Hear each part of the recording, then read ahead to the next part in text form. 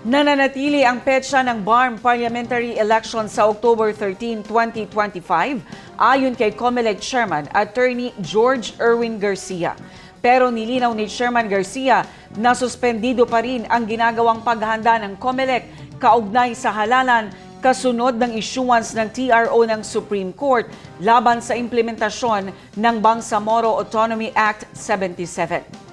Binigyang diin ito na ang paghahanda lamang ang kanilang sinuspende alinsunod sa kautusan ng Korte Suprema. Sa usapin kung ma-postpone o baguhin ang petsa ng BPE, sinabi ni Chairman Garcia na wala sa kanilang kapangyarihan ang pagpapasya. Pinasinungalingan nito ang ulat na nagbigay siya ng pahayag na matutuloy ang BARM parliamentary elections kahit may TRO na inisyo ang Supreme Court. Sa ngayon, nire-resolba pa niya ang usapin at hiningan sila ng komento ng kataas-taasang hukuman hinggil sa mga inihaing petisyon kaugnay sa BAA 77.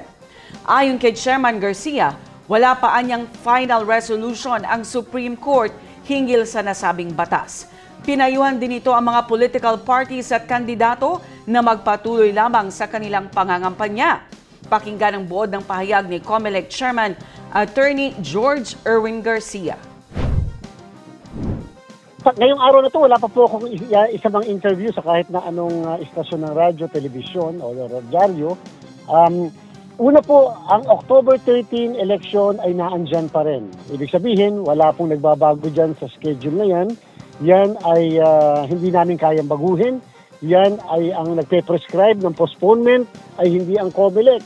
Wala pong kapangyarihan si COMELEC na mag-postpone ng halalan at the same time, ang pagpo-postpone po at pag-reset ng eleksyon, pati yung date kung kailan sigawa sa Kongreso.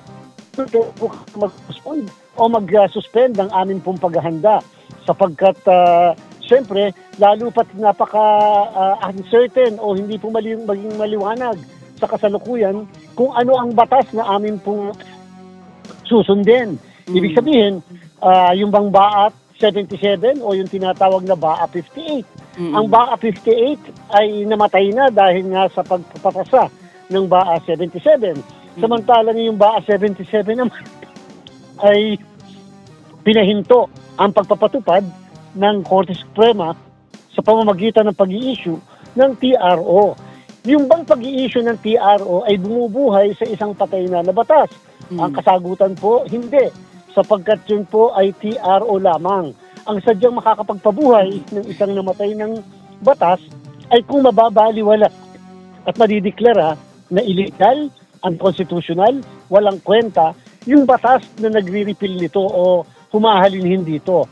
Sa kasalukuyan, yung BAA 77 ay hindi pa po kasi binabaliwala ng Korte Suprema. Yan po ay pinipigilan lang ang pagpapatupad. So, ibig sabihin, kung pinipigilan ang pagpapatupad, hindi pwede ipatupad, ano po ang batas na ipapatupad ng COMELEC para maisagawa ang halalan sa October 13?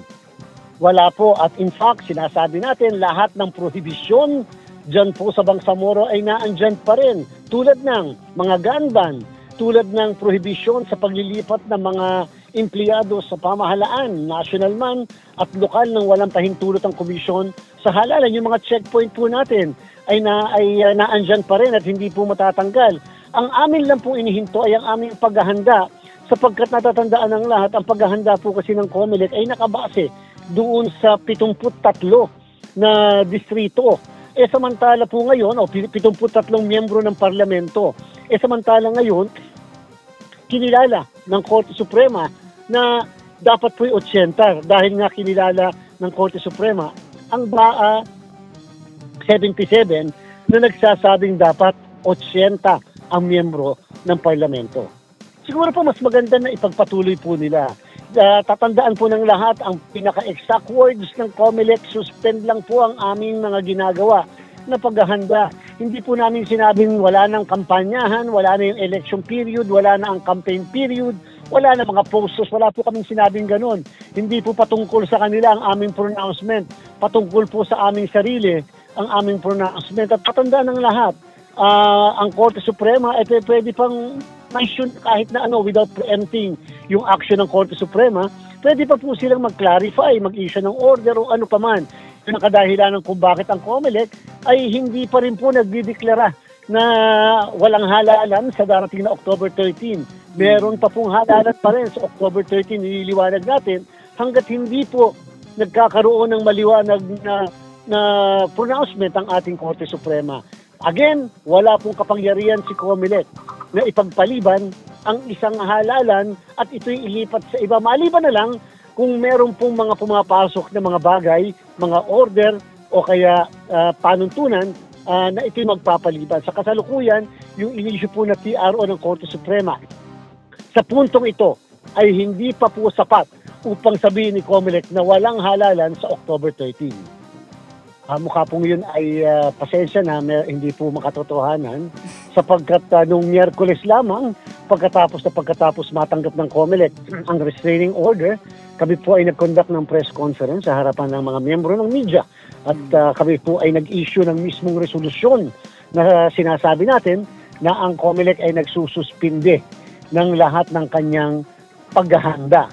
Take note, nagsususpinde ng kanyang paghahanda. Wala po kaming sinabi na sinususpinde namin ang implementasyon ng batas sapagkat yan po ay batas at ang COMELEC ay walang kapangyarihan na hindi ipatupad ang ating mga umiiral na batas, lalo na sa batas sa halalan tulad ng campaign period, tulad ng mga prohibisyon, tulad halimbawa din ng mga election period.